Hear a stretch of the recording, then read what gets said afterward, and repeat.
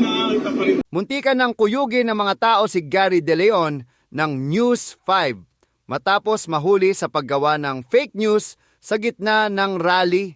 Buti na lang, may mga pulis agad na pumagitna kaya nakaligtas siya sa posibleng gulo. Hindi kinakasipan tayo ng mga pulis sa Rayson, no? Pero hindi lang nila ito, pero sa area ng right time, ikanapin ka sila sa iyo. Kung meron ka mga pwersa ng mga kabataan rallies na nagpapahinga sa lugar. Pero meron nakita natin mga nag-rally ng mga na nagpapahinga sa mga dilit ng bay, nag-aanda ng buhay, bay, kumakain ng bay, naka-stay pa rito at nag-iintayan. Hindi ka iniwasan ang gulo! Ito ay abutin pa ng pamumunan. Hoy! Channel 5! Hindi ka iniwasan ang gulo! Tangkap mo yan! Sabi nga ni DILG Secretary John Primulya ay mananatili yung mga kapulisan natin. Hindi na!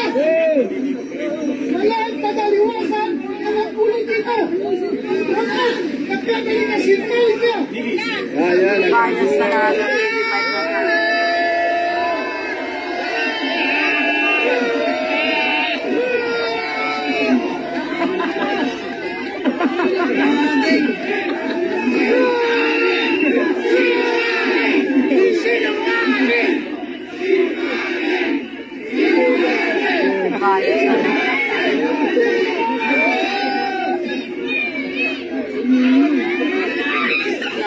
Galit na galit na yung mga tao, guys. Galit na galit na yung mga tao.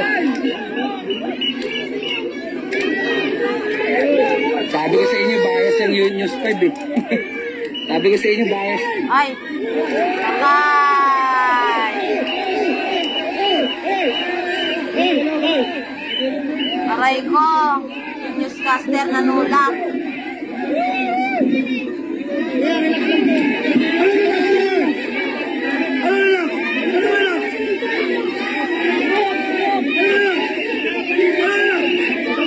Patay ka! Bias ka ha!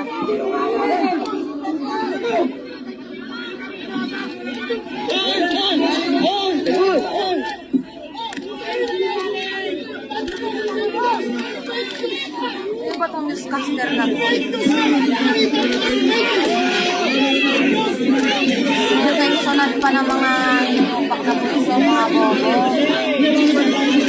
Nagalit na yung mga tao, guys. Fake news daw kasi. Sabi ko sa inyo, bias yung TV5 eh. Kaya